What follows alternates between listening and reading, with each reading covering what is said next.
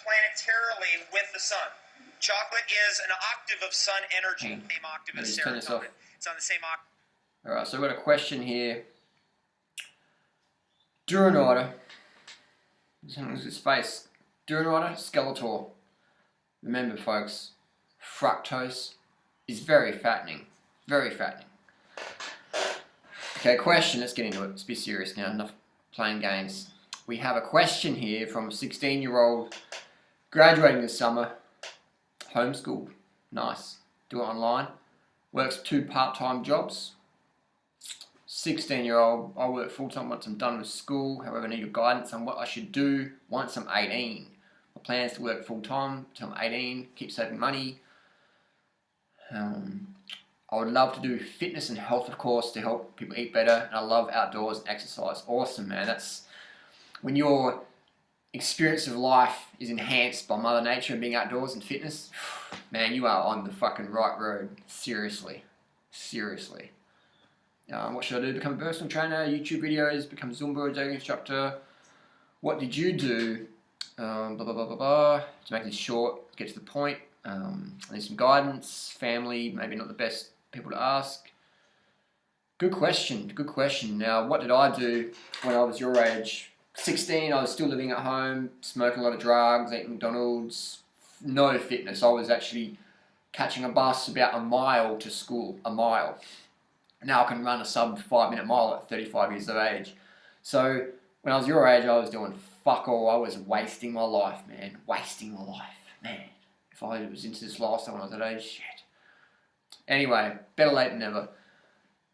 When I was 17, my mum kicked me out of home, so I was on the street, living on welfare on the street. Best thing that ever happened to me, getting kicked out of home, because it made me like wake the fuck up and go, alright, what do you want to do with your life? So, living on the street when I was 17, living on welfare, and then eventually found myself a little cheap rental.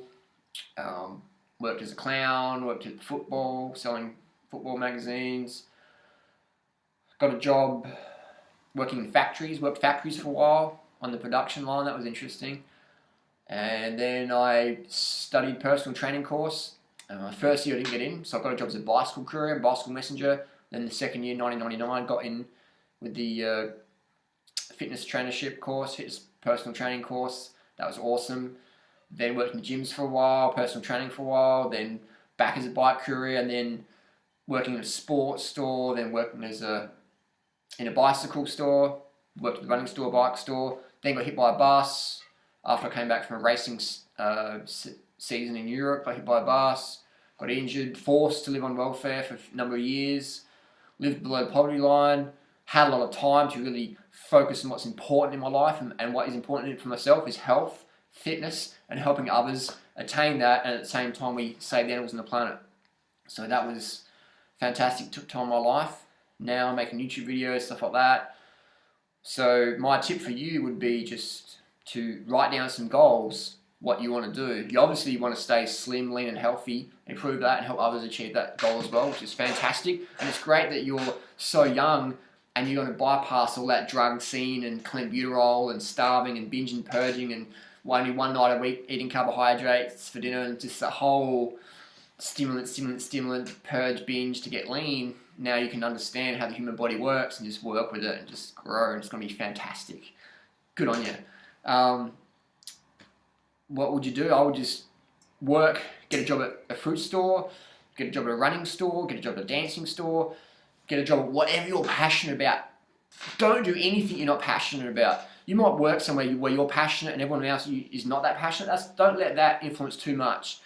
Just use that as an experience, yeah? And just everything's a stepping stone to something else. So that's my tip, man, is just write down what you want to do and just go, how do I do that? And create an ecosystem around you of people that support that. If your family's not supportive, but you're still living with them, then try and avoid causing too much conflict. Just, eat, sleep, and then the rest of the time you're out of the house, okay? So avoid wasting energy with people who just don't get it. Because you can spend the rest of your life debating or arguing or trying to convince people who are just never really going to get it.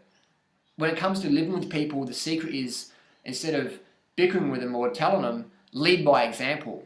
if you just meet someone on the street for 10 seconds, you're probably never going to see them the rest of your life. Tell them straight up how it is. But if you're living with someone, telling them straight up how it is, vocally, can be a little bit too much in your face because you're living so close. So I say, when you're living with someone, walk your talk. And when you just meet someone for the first time or last time ever in your life, talk your walk, you know. So hopefully that makes sense. But have the goals, man. You can do anything the fuck you want to do. You're not too young, because I've been to the Philippines and I've seen, you know, kids that were maybe barely 7 years old picking up bits of tin to collect, to eat. You know, kids living on the streets as little as age 7. You know, so go to India, go to Philippines, and go to places like that, and you'll see what I'm talking about. So you can volunteer with things, but just do what you're passionate about. Get into it. You know, you might get a job at a running store, and you don't like people that work there, and you go to another place and you like it better, or you go, fuck it, I'm here to do my job, and I'm going to focus on that and not focus about anything else. So avoid getting caught up in other people's dramas, unless you're making YouTube videos that, you know, sort of troll it. But seriously, that would be my tip, is just have goals and only do what you want to do. And enjoy living frugally. Enjoy my haircut. I do it in front of a car mirror, a broken car mirror out the back with just a pair of shavers. So I don't spend a lot of money on meaningless stuff. I've got a power meter from the bike. I ride excellent bikes. I eat awesome nourishment every day. I live in a location. This house is pretty run down and beat up, but across there is, you know, I'm access to amazing training grounds, cycling groups coming past my front door literally. So I'm in a world-class location, living in a dump. It would be for a lot of people, but I'm not fussed for that, because my location where I live is more important than, you know, if the door behind me is like the latest gold door handle design or whatever meaningless crap that means. So live frugally, follow your heart, live with passion, and remember, every day is an adventure. Every day is an adventure, and every day can be a day to remember for the rest of your life. This morning I woke up, I did a 24-kilometre running race, the South Australian Trail Championships. I got a massive stitch in the first kilometre. Just so I was sitting third overall.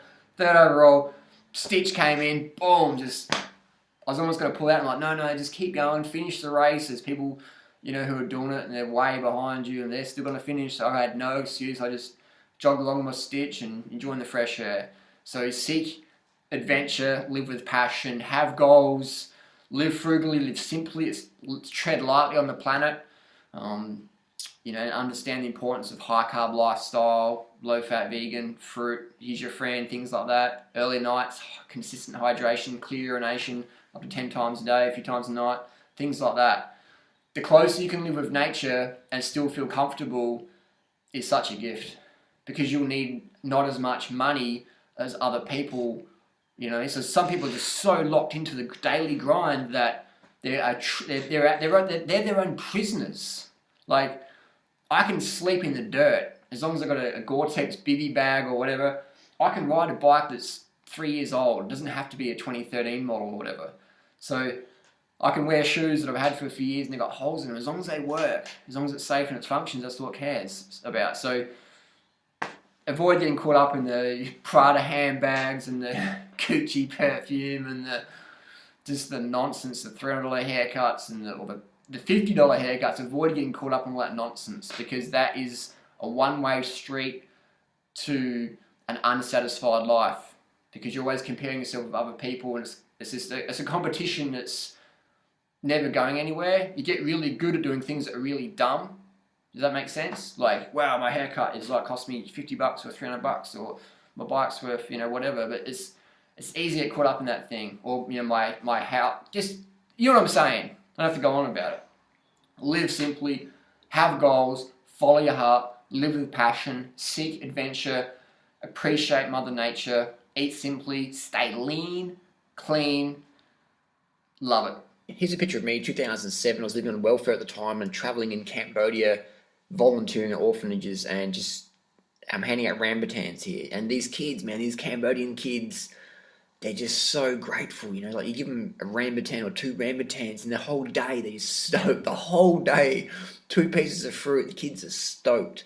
So often traveling to countries like this helps you reground, rebalance, reappreciate, and develop that attitude of gratitude, because so many people in the world live very frugally and very simply and just very simply. And you can see that people over there, some of them get caught up in the rat race and they're not happy with what they got. And some people are like, man, this is all I want. I just want to grow my rice, eat my fruit, have my, my kids and my family or whatever, and be a part of the community and do well and do good. Base your achievement on how well you positively influence others.